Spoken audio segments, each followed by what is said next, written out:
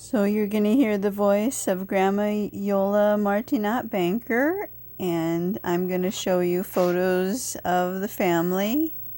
This is a photo of me, Annie, Andrea, when I was a little baby. And there's my mom, Yolanda Lani, part of her at least. And so here we go.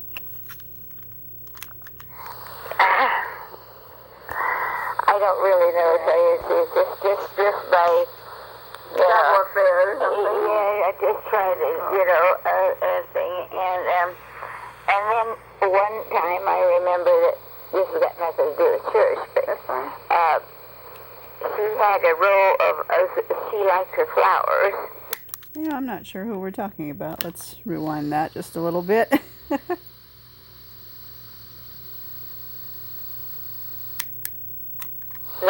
One of the big contentions was that I didn't go to church. Oh, that's why her mother-in-law didn't like her too well.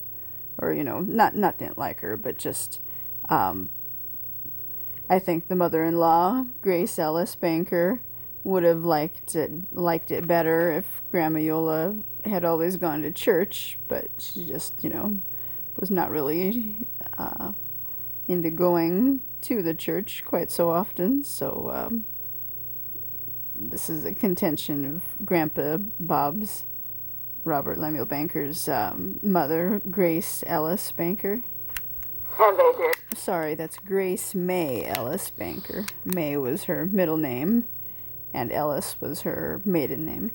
And they wanted the children to go to church, although they did go to Sunday school for a little while. And I was not of one, I was a Protestant, but I didn't belong to one specific church.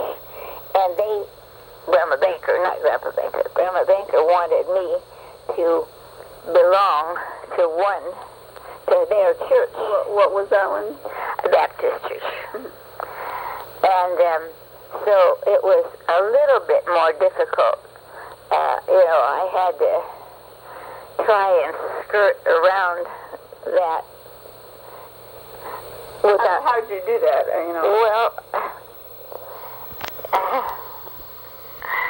I don't really know if just by more fair or something. I just tried to thing, and then one time I remember that this has got nothing to do with church, but she had a row of she liked her flowers. Grace Ellis. Yeah. Mm-hmm. Grace May Ellis. Yeah, Grace May Ellis. Grace May Ellis Banker. Yeah. Wasn't Grandma Coates's name Ellis too? There was some Ellis I thought in the. It might be somewhere. I don't remember. And Yeah, maybe, so on my dad's side, my grandma over on that side was Elsie Coates, but her maiden name was Bolton, so Elsie Bolton Coates. But maybe like somewhere in her family there was an Ellis too. So who knows, maybe I'm a little inbred or something. to go on their back porch and Oops. wasn't Grandma Coates's name Ellis too? There was some Ellis I thought in the. It might be somewhere. I don't remember. Buffet we went to. Grandma was disappointed in it though. The kids like to go on their back porch and jump. There was a big step to jump. They had to jump over the azaleas. And many times they would break off a piece of the azaleas. And she would get a little bit kicked off. Is it in the back of 45 by the pool? Okay. Right. By the hydrangeas. Yeah, exactly. And, of course, then I had to reprimand the kids, and then a week later they'd do it again. And so she blamed you for not... Well, she'd say, well, I wish the children wouldn't... I wish you'd tell the children not to do that anymore, So, little things like that sometimes that irritated both of us. So, it was a little bit, certain things were a little bit difficult, you know. I tried to, my biggest aim was to have everybody get along and so good at it. And then every afternoon,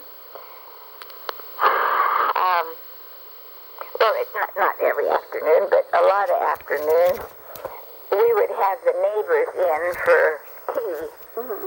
And we kind of got a little group of, you know, Terry, who was crippled, and she had nothing to look forward to, so she really enjoyed coming over for tea, and Mom would make custard, and that would be Ida. Iola's mom, Ida, would make the custard. That was nice, and they invited the lady that I guess, I don't know what she had, some disease, so she couldn't, you know, move so well, or they'd invite her to have the little snack too and help her eat it, I think. That was nice. It's nice to get to know your neighbors and invite them over, and, you know, that is nice. Maybe they, you know, people did that more back in the day. Too bad. We should still do that. We would have the neighbors in for tea, and we kind of got a little group of, you know, Terry, who was crippled, and she had nothing to look forward to, so she really enjoyed coming over for tea, and Mom would make custard, and I would, you know, go to the store and buy a goodie or something, and and few of them used the whole neighborhood. Oh, yeah, there wasn't that many people, but maybe Mari sometimes would come too. Mari was a tenant that lived in 9845 that I think she was from South America somewhere, but and she was, you know, they were good friends. Then, who's Mari again? She's a doctor, you know. I haven't heard from her yet this year. Her husband. Lived in your house? Oh, yeah. Mari lives in Chicago. Her husband was a doctor, and they lived in Chicago after. Okay, yeah. And then I always would invite Grandma Banker, but they were not used to do it. They were not used to eating between meals, or you know, and so she never did come, you know, and well, I thought, well, you know, maybe she didn't like that I was having this or something, so that, you know, I tried to try and overlook that and think, well, you know, maybe their custom was just a little bit different than ours. And so I had always hoped that she would come, but that specifically, that she didn't come. So that was a little bit, you know, there were a few things that were a little bit hard to overcome. But yeah, because, you know, when you invite someone, you know, it's nice to go, you know, even if she didn't stay that long, it'd be nice just to come over, you know, accept the invitation and come over maybe just for a little bit once in a great while and say, you know, well, I can only do this once in a while, but yeah, that is nice to accept an invitation like that when somebody's nice enough to invite you, or if possible, you know.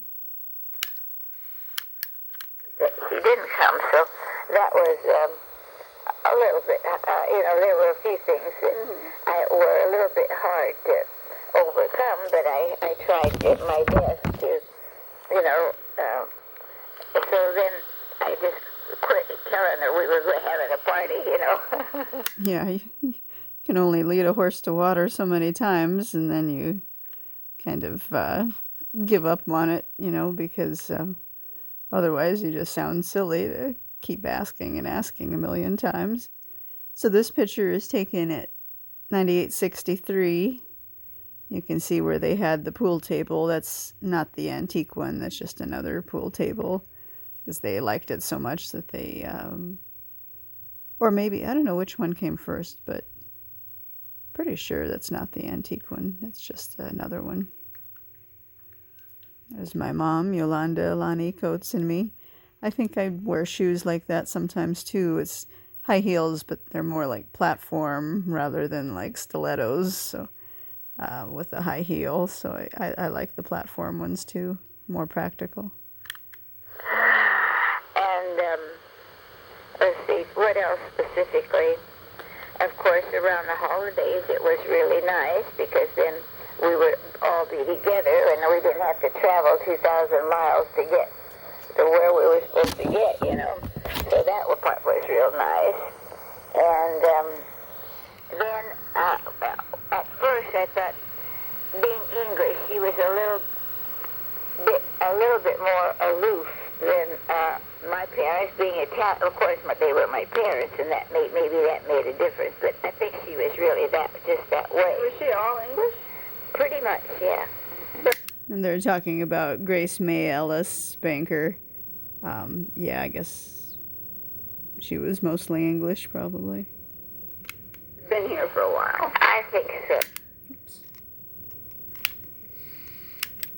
Of course, they were my parents, and maybe that made a difference. But I think she was really just that way. Was she all English? Pretty much, yeah. But her parents had been here for a while. I think so, yeah. Scotch, Irish. I remember her saying she was Scotch, Irish, English. On that, you know, on those British Isles. And but then during later life, you know, she could see that I wasn't really all bad, you know, and perhaps she had known me a little bit more. And always a wonderful little... No, but, and by that time, Grandpa Banker had passed away. And then, of course, I did all the shopping, took her to the doctor, and Oh, my God.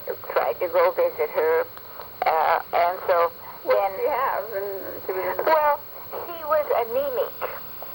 She needed folic acid. That's the only thing she ever had. Maybe that's what's wrong with me. Every once in a while, but she could eat lots of sweets. Oh, yeah, she likes sweets. Oh, yeah, oh, yeah, oh, yeah. Whole lemon, whole meringue, all pumpkin pie for, pumpkin pie for lunch.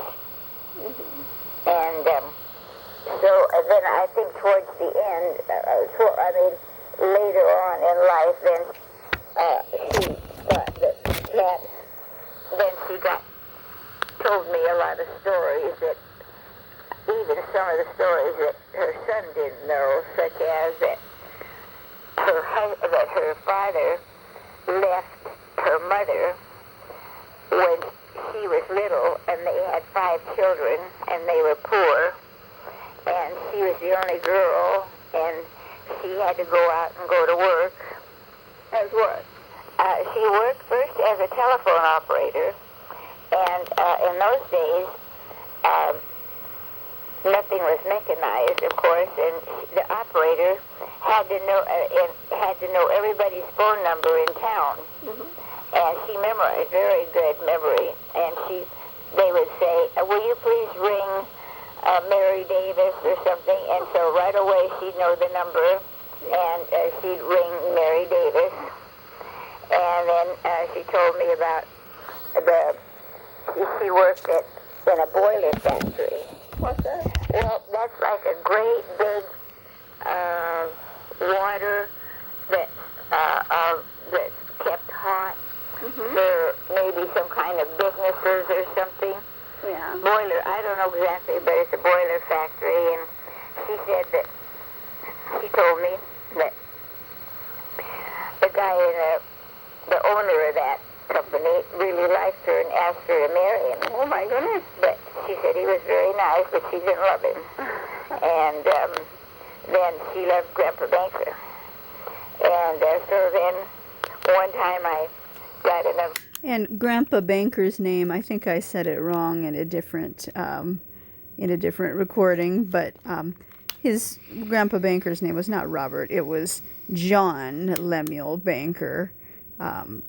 So John Lemuel Banker, and then his son Bob was Robert Lemuel Banker.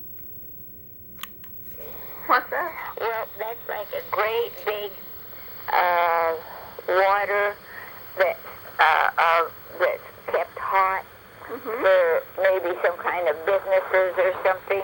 Yeah. Boiler, I don't know exactly, but it's a boiler factory, and she said that, she told me that the guy the owner of that company really liked her and asked her to marry him. Oh my goodness. But she said he was very nice, but she didn't love him. And then she loved Grandpa Banker. And so then one time I got enough courage to ask her, well, what did you like about Grandpa Banker? And she said, well, he was good looking, that's why. That's why. So funny. And he did look just exactly. In fact, sometimes he was mistaken for FDR. Yeah, he does. He looked a lot like him. Franklin Delano Roosevelt, yeah, he really did look like him. And so even her sons didn't know some of these stories. And she told me after years of trying to win her over, you know. So she got quite more, you know, more comfortable with me. And so it probably shows you that if you persist long enough, maybe you can get somebody to like you, or maybe see the qualities that aren't all bad in you. And that made me happy. Yeah. Because one of the things was that she told me that her father had left the mother and 4 children, because she herself was 5, so that means 5 in the family. And she'd always told me that her dad had been struck by lightning, and that's why he wasn't quite there and left the family. But then later on, she told me that wasn't true. He drank. Oh, like Lefty. And so she was absolutely, because probably of that experience, she was really bent on drinking. I mean, you know, it was really a sore spot, anybody that drank. And of course, my mom and dad, being they were raised on wine, which they never abused it, but that was just part of their culture. And, you know, if we had a family dinner or something, of course, they always had wine. But then she kind of understood that after a while. But at first she probably No, at first I'm sure she didn't like that at all. Did she let you know anyway? Huh? Did she let you know that she didn't like Well, yeah. How? Well, you know, she just little innuendos, you know, not to come right out and say, I don't like your parents because they drink, you know, but, you know, maybe such things as, maybe, would you like a glass of wine? And so, oh, I wouldn't ever touch that stuff, or, you know, things like that. And that's about, what more? Well, if I have questions, I'll ask you. Okay. I mean, I always try to include her in lots of things that we did, or you know, because she was, you know, I realized that a mother and daughter are pretty close. I was pretty close to my family, you know, but I wanted, since she was next door, but, you know, I wanted to be sure that she always felt comfortable being here, mostly because I liked her, but mostly because I love my husband. She's talking about Grace May Ellis Banker, so Grandpa Bob's mom, that she tried to include her and she wanted her to feel comfortable, things like that. That's me. And I wanted always him to be happy, thinking that I had treated his parents well. Grace Ellis. Grace Ellis. made wonderful, wonderful strawberry jam.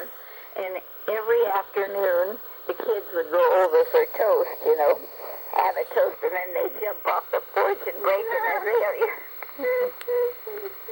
Was Grandpa Banker, what was his name, always nice? And John, oh Yeah, yeah, John, oh yeah. John, He was oh yeah. a little charismatic. Oh, Yeah. he had, He made it better. oh, he had charisma coming out the kazoo. We're talking about Grandpa's father, Grandpa Bob, you know, Robert Lemuel Banker, Grandpa Bob. His father, John Lemuel Banker, who looked like FDR, had a lot of charisma. He worked for Minneapolis Marines for I don't know how many years in Iowa. What's the matter? You just left the toilet. I know, I wanted to. I know. Okay. We can summarize. Okay. Here you go. I'll go out of the room then. Okay. And He worked for Minneapolis Moline. Before that, he sold buggies. He sold buggies. Mm-hmm. What's a buggy? A horse and buggy. He sold the horse and the buggy. Not the horse, but just the buggy. Did they still use him back then? Yes. Oh my God, he sold horse and buggy. But he could see that the cars were coming, so that the buggies were out of. Let me tell you a little bit. Let me tell you a little story about him. Okay, that's good.